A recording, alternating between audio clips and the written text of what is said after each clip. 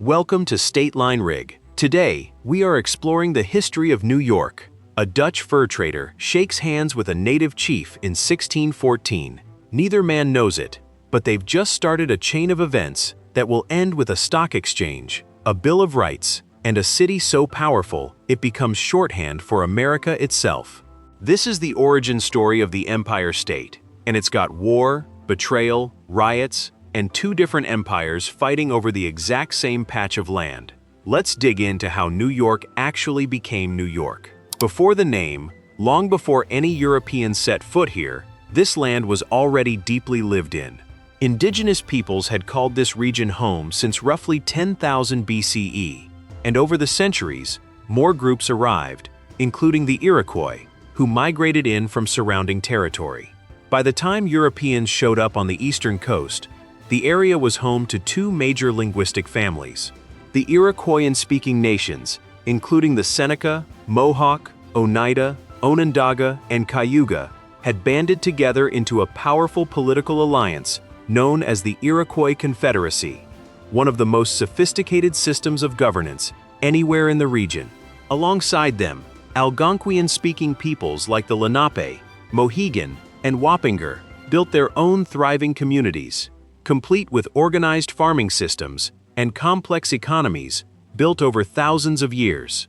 None of that sophistication mattered much to the Europeans about to arrive. The first outsiders to spot this land didn't really do anything with it. In 1524, an Italian explorer sailing for the French, Giovanni da Verrazzano, drifted into what's now New York Harbor and glimpsed Manhattan for the first time. But beyond writing about it, he left no lasting mark. French explorer Jacques Cartier passed through similarly in 1535 without settling anything either. It took nearly a century before anyone showed up with actual colonization on the brain, and by then, the people living on this land had no idea how quickly that would soon change. Two empires, one harbor. That someone was Henry Hudson, sailing in 1609 under the Dutch East India Company. Unlike his predecessors, Hudson's voyage sparked genuine intent to build something permanent. By 1614, the Dutch had constructed Fort Nassau near modern-day Albany, a trading post built under the watchful eye of Hendrik Christiansen, specifically to cash in on the booming fur trade. Dutch families started trickling in through the 1620s, lured by merchant opportunities, and the colony earned the name New Netherland. By 1624, the settlement that would eventually become New York City was founded as New Amsterdam, with Fort Orange soon replacing Fort Nassau as Dutch headquarters. Immigrants from across Europe were already showing up, chasing the same promise of a fresh start that would define this place for centuries. But the English wanted what the Dutch had built. During the Second Anglo-Dutch War, the entire colony fell into English hands and got renamed New York, with New Amsterdam rebranded just as bluntly. The Dutch actually managed to retake the city briefly in 1673 during the Third Anglo-Dutch War, renaming it New Orange out of spite, but they lost it right back to the English within a year. New York, it turned out, was a name that stuck for good. Growth followed fast under English control. When they first took over, the settlement held maybe 8,000 residents. A century later, that number had ballooned to roughly 168,000, fueled by waves of Europeans fleeing famine, religious persecution, and economic hardship back home, along with plenty who simply wanted a shot at a better life.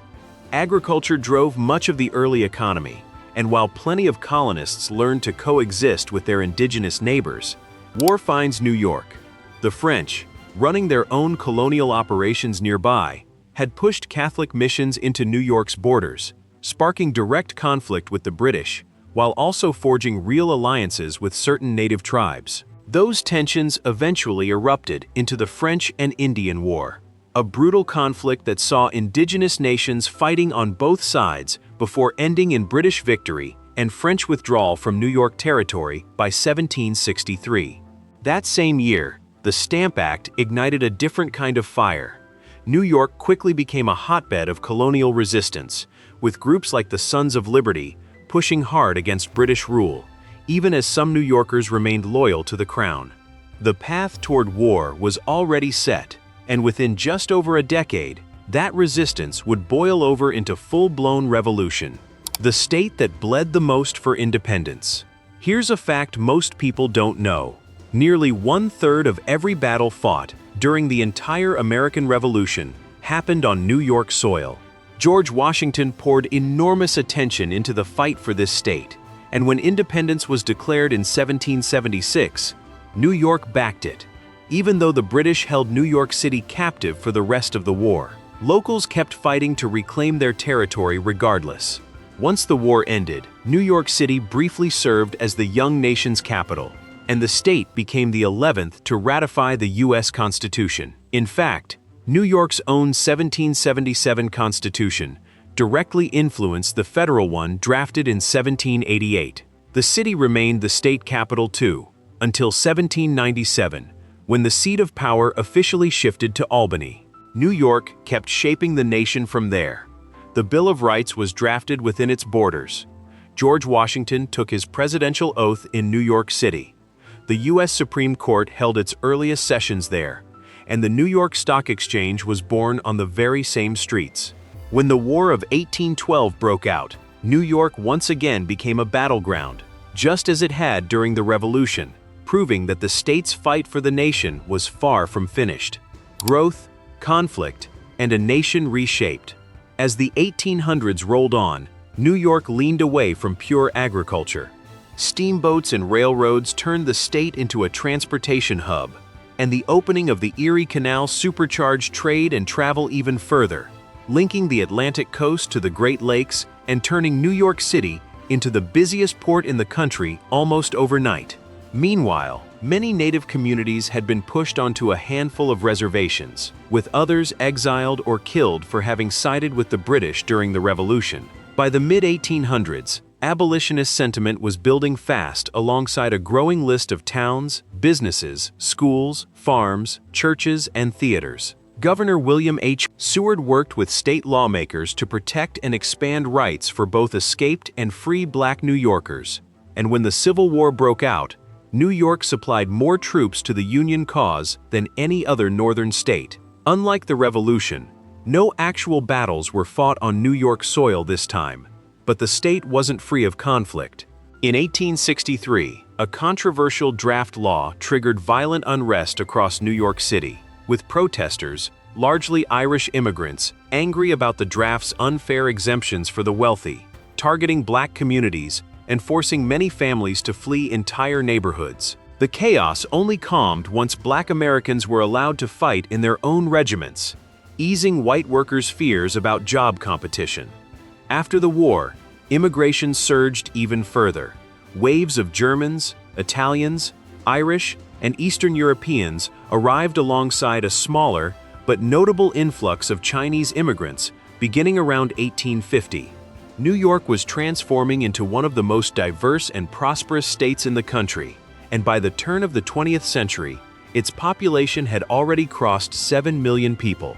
Those millions would go on to witness the defining moments of the 20th century firsthand, from 2 world wars to the Great Depression and the birth of the modern era, cementing New York's place at the center of the American story for generation after generation. From that first Dutch fur trading post to the Bill of Rights, the Stock Exchange, and 2 world wars, New York didn't just witness American history, it helped write it. Today it remains one of the most populous states in the country, and one of its biggest tourist draws, carrying forward a legacy built by Dutch merchants, British soldiers, enslaved and free Black communities, immigrant waves, and the native nations who called this land home long before any of them arrived. If this journey through New York's history has you curious to see these places in person, check the description below. We've linked our recommended travel gear and booking deals to help you plan a trip through the Empire State. If you enjoyed tracing the Empire State's wild 400-year journey, hit subscribe so you don't miss the next deep dive. Let me know in the comments which part of this story surprised you most. I read every single one.